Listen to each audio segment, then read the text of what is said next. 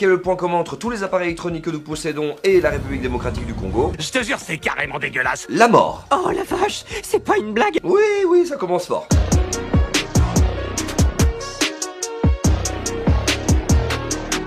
La République démocratique du Congo est l'un des pays les plus riches en biodiversité et ressources naturelles au monde. On trouve dans ces terres une très longue série de ressources telles que du cuivre, du cobalt, de l'or, du diamant, du pétrole, du gaz. et enfin et surtout du coltan. Et ça, on va y revenir. Tu l'as compris, la nature a grave gâté ce pays. Donc on peut comparer la RDC avec l'actuel Wakanda du film Black Panther. Mais là où on a capté tous que c'était de la science-fiction le film, c'est que le Wakanda, il a su exploiter ses propres ressources. Et du coup est devenu technologiquement le pays le plus avancé au monde. Là où la RDC, dans la réalité, a été dépouillée par des puissances extérieures, qui ont un petit peu fait les bâtards d'ailleurs de n'y implanter absolument aucune industrie de transformation. Ouais, vous voyez tous ces minerais là, eh ben ils servent à rien.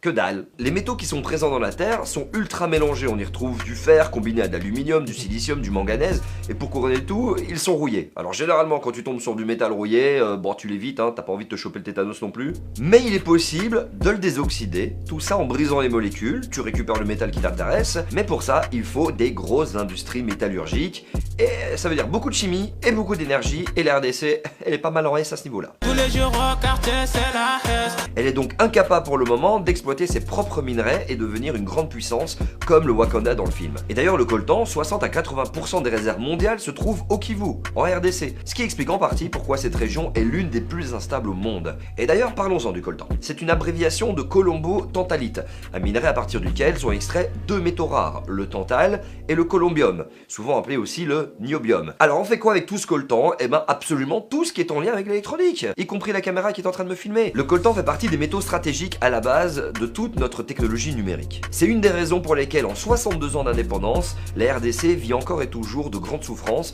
même si les raisons de tout ce chaos représentent bien sûr une grosse complexité et une multitude d'origines majoritairement ethniques, politiques, économiques, sans parler de la colonisation et de la décolonisation qui n'a absolument rien changé à la donne d'ailleurs, puisque l'exploitation et l'oppression des peuples a juste d'une certaine manière changé de forme. C'est donc un terrain parfait pour des conflits et des guerres et une exploitation complètement illégale des minerais qui demanderait une série de vidéos explicatives aussi longues que les 33 saisons des Simpsons, mais nous allons aujourd'hui nous focaliser sur une situation chaotique qui dure depuis bientôt 30 ans dans l'est du pays. Tiens d'ailleurs 30 ans d'énormes conflits dans cette région, c'est drôle, c'était pas les débuts de l'accès internet, le nombre d'ordinateurs particuliers, de téléphones portables qui ont littéralement explosé, bref le début de l'accélération numérique quoi. Si vous ne voyez pas vraiment où je veux en venir, regardez cette vidéo jusqu'au bout. Alors dans tout ce bordel politique qui est littéralement digne de Game of Thrones, il y a le M23 qui sévit dans la région du Kivu depuis 2012 et qui ont commis plusieurs crimes de guerre. Et d'ailleurs le gouvernement du président actuel Félix Tshisekedi a déclaré avoir eu des preuves que le Rwanda est derrière du soutien direct au M23 qui continue à sévir à ce jour. Aujourd'hui, c'est clair, il n'y a pas de doute,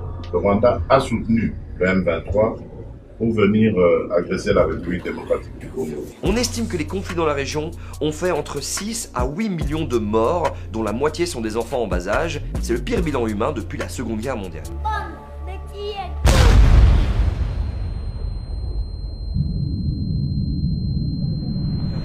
Mais bien sûr, ces conflits, il est évident qu'on ne peut pas les arrêter en un claquement de doigts. Voilà pourquoi il est majoritairement mis sous silence de l'ensemble de l'opinion publique, car ces enjeux-là sont trop importants et impliquent trop de gouvernements internationaux, et aussi nous-mêmes. Notre transition énergétique, on y reviendra après. Aujourd'hui, nous sommes peut-être à l'aube d'un total renouveau pour la jeunesse congolaise. Car en effet, la guerre sous l'ère internet a bien plus d'impact et pousse à une plus grande implication de la jeunesse congolaise au pays même et dans sa diaspora. Du coup, depuis l'épreuve de l'implication du Rwanda dans le M23, le gouvernement de la RDC a pris des mesures drastiques. Interdiction des vols de Rwandais en RDC et gros coup de pression aux ambassadeurs rwandais. C'est pour ça qu'on voit d'ailleurs apparaître aujourd'hui sur la toile l'hashtag Rwanda is killing. Ce hashtag est un symbole d'une lutte parallèle qui a pour but de sensibiliser et informer le monde sur le gouvernement actuel rwandais qui alimente ce conflit pour récupérer le dur labeur de 40 000 enfants et adolescents qui meurent actuellement dans les sites mini artisanaux à cause d'éboulements fréquents. Ajoute aussi à ça qu'ils sont exposés au radium, c'est une substance radioactive qui provoque notamment le cancer du poumon. Selon une commission d'enquête et un rapport de l'ONU, tout ce trafic est facilité par l'influence de l'Ouganda, du Burundi et du Rwanda, ce à quoi le président rwandais Paul Kagame a répondu. J'ajouterais qu'il y a d'autres rapports qui sont sortis et qui contestent et qui disent tout à fait l'inverse. Le contraire, qu'il n'y a pas eu de crime dans la région? Mais il n'y a pas eu de crime. À l'est de la RDC? Non, absolument pas.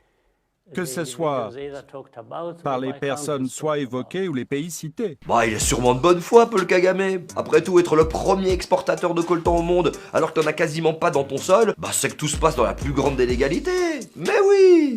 Non mais regardez-le, lui-même il sait très bien qu'il est en train de mentir, ça transpire, mais il en a rien à foutre, le mec il est blindé de thunes. Et là où ça va devenir très intéressant, c'est que vous comme moi vous savez que le monde est en train de se transformer. Nous abandonnons peu à peu les énergies fossiles et commençons une transition énergétique. Ce qui est très pourri d'ailleurs dans le système actuel parce qu'on remplace un problème par un autre. Oui, la demande en métaux est littéralement en train d'exploser car on a démarré une course contre la dérive climatique, on développe du coup des éoliennes, des panneaux solaires et tout un système de batteries pour recharger nos nouveaux smartphones et voitures électriques. Et quoi de plus normal puisque de plus en plus de villes commencent à interdire les véhicules essence et diesel comme Bruxelles par exemple d'ici 2030. Ce qui veut dire que lors de cette transition énergétique, la demande dans certains métaux qui sont situés au Kivu est en train littéralement de battre des records. Et pour y répondre, malheureusement, du sang est encore versé dans le plus grand des calmes et de l'ignorance des médias mainstream. Notre société doit se décarboner rapidement pour éviter un désastre climatique.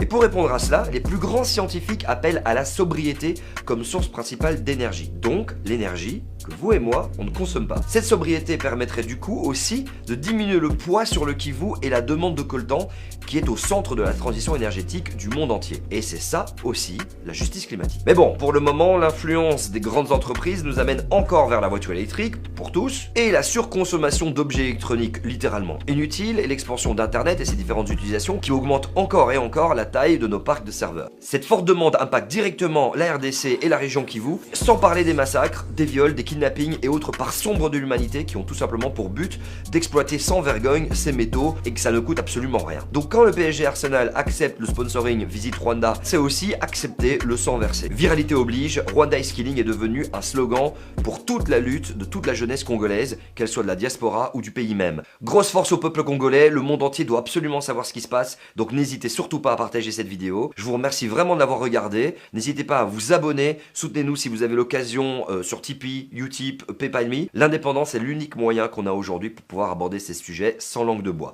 Merci à tous et à bientôt sur les mythes.